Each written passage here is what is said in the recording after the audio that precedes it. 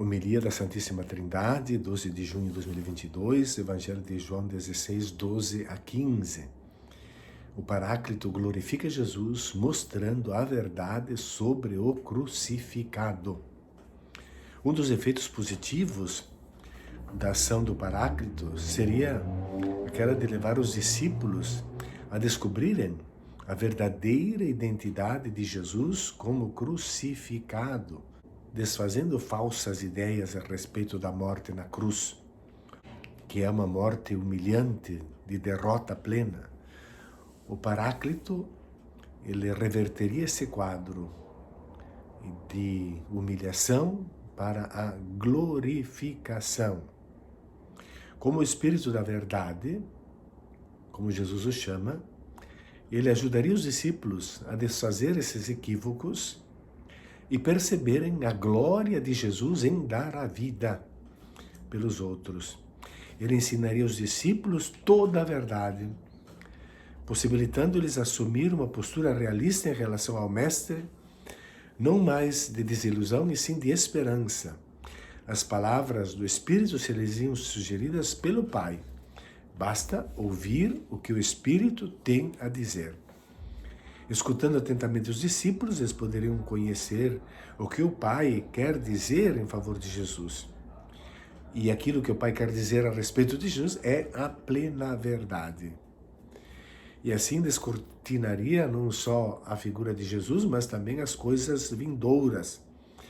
O futuro, portanto, não deve permanecer algo oculto para quem possui o Espírito Santo. Nisto, o Espírito glorifica Jesus por mostrar que nem o egoísmo, nem a maldade têm a última palavra sobre o ser humano e nunca terão a última palavra sobre o ser humano, assim como não tiveram a última palavra sobre o destino de Jesus. Essa é a plena verdade revelada na Santíssima Trindade. Então o discípulo não pode se enganar quando contempla Jesus apresentado na fraqueza e na humilhação. Ao Paráclito cabe a tarefa de abrir-lhes os olhos para a verdade escondida no crucificado, cuja glória esconde-se na cruz. O Espírito, portanto, é apresentado aqui como aquele que ouve. Diz, não falará por si mesmo, mas dirá tudo o que tiver ouvido. Estamos no último discurso de Jesus, dentro do Evangelho de São João, que vai dos capítulos 13 a 17, e está falando do futuro que vai para além da compreensão dos próprios discípulos. Mas o Espírito não vai trazer uma nova revelação, mas uma nova maneira de receber essa revelação na igreja. Por isso se diz, ele vos conduzirá à plena verdade, para que os discípulos suportem o peso da revelação de Jesus. O fato é de que se trata de uma revelação dada pelo Espírito, e em todo caso, dada por Cristo. Dirá tudo o que tiver ouvido. Significa que o que ele diz aos discípulos, ele recebe de Jesus, assim como Jesus recebeu do Pai. Para ser honesto, no entanto, devemos notar que João não diz explicitamente de quem o Paráclito vai ouvir, se de Jesus ou do Pai. Mas a pergunta parece insignificante também, porque diz, ele me glorificará, porque receberá do que é meu e vô-lo anunciará. Mas, sobretudo, o que Jesus tem vem do Pai, de qualquer maneira. Tudo que o Pai possui é meu, no último versículo. Em suma, há uma cadeia de comunhão e comunicação da Santíssima Trindade.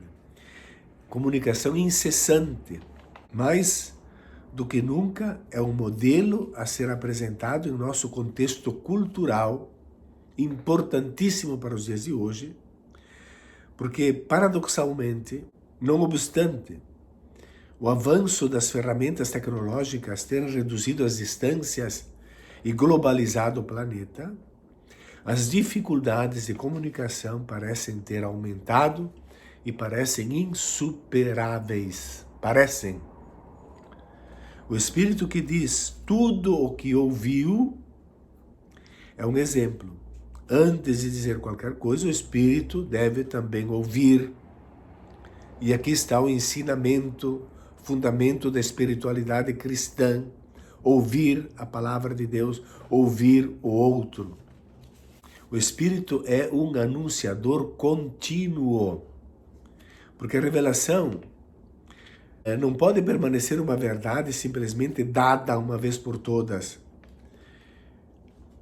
Mas o seu peso deve ser sempre carregado com dificuldades. Não sois capazes de compreender agora.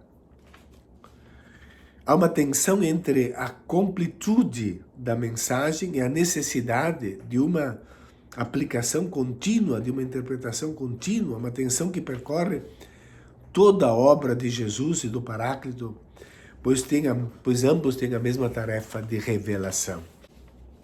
A Trindade, poderemos dizer, nunca cessa de falar, e o esforço de quem quer ouvir a sua palavra nunca acaba. O Espírito intervém para ajudar. A igreja não fica sozinha no compromisso de ouvir e compreender a mensagem de Deus, e a fórmula com que se tomavam as decisões que lemos nos Atos dos Apóstolos é emblemática para nós hoje. Nós decidimos, o Espírito Santo em nós, e a Trindade vem revelar a unidade de Deus, que é o destino do ser humano, e a plenitude do ser humano é a comunhão, é a unidade. Esse é o ponto focal da solenidade da Santíssima Trindade. Nesse pequeno texto que nós ouvimos, aparecem as três pessoas da Santíssima Trindade. É o Filho, Jesus Cristo, quem fala, está falando do Espírito, que será enviado e que falará do Filho, do que tiver ouvido, e a presença do Pai Celestial é evocada também pelo Filho. A Trindade é vista não apenas nas suas relações internas, em sua imanência, mas também em suas relações externas, no plano econômico, a economia da salvação, da comunicação, da revelação. João mostra, sobretudo, sua profunda unidade na Santíssima Trindade.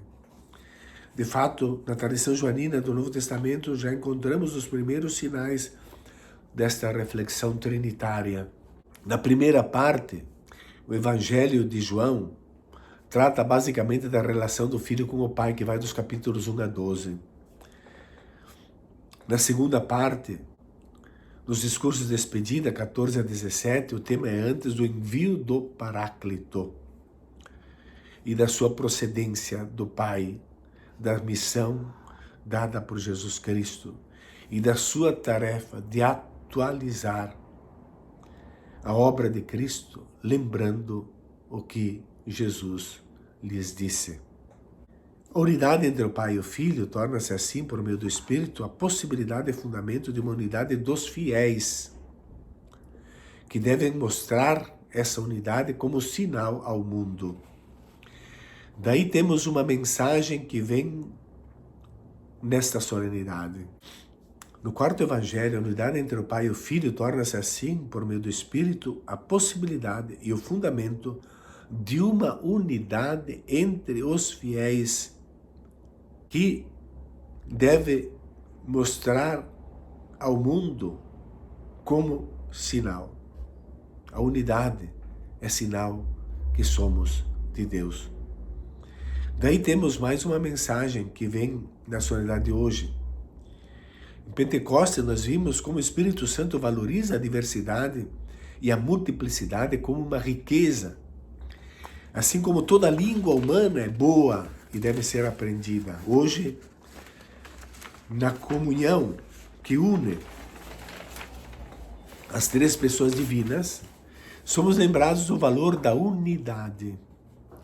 O Antigo e o Novo Testamento, como mensagem do único Deus, retomam o problema original da humanidade, aquele da unidade em toda a multiplicidade e dispersão existentes. Esse é o problema original da humanidade.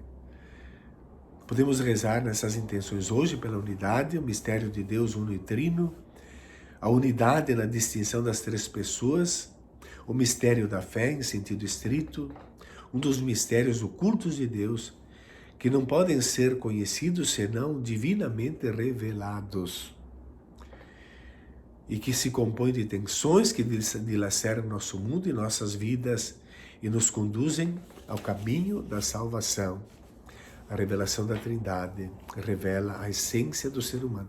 Fomos feitos para a comunhão entre nós e com Deus. Bom domingo a todos.